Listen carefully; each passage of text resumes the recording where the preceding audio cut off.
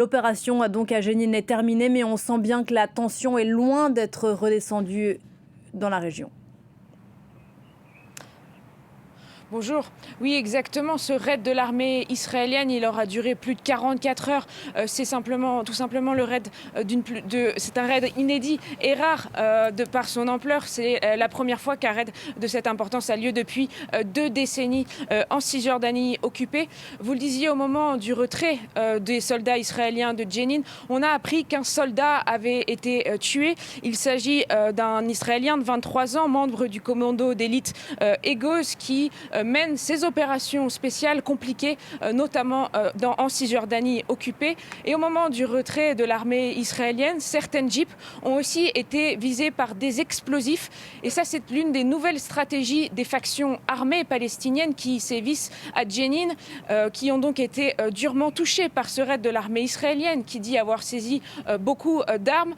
Mais les combattants palestiniens sont toujours dans cette ville de Jenin et d'autres opérations militaires ne sont pas à exclure. Il faut dire aussi que ce schéma des événements, il est assez répétitif. Ce n'est pas la première fois depuis de nombreux mois qu'un raid de l'armée israélienne est suivi d'un attentat contre des civils israéliens et puis ensuite de représailles de colons israéliens en Cisjordanie ou bien de tirs de roquettes depuis la bande de Gaza. Hier soir, 5 roquettes ont été tirées depuis l'enclave palestinienne, ce qui, encore une fois, n'est pas inédit, ce qui est assez naturel même dans cet enchaînement d'événements. Mais les Israéliens et les Palestiniens craignent qu'à force de répétition, eh bien, cela mène à un embrasement généralisé d'Israël et des territoires palestiniens. Claire, cette opération à Jenin et ce qui a suivi, vous venez d'en parler, ont montré s'il le fallait encore le niveau de tension entre Israéliens et Palestiniens, mais aussi entre Palestiniens eux-mêmes.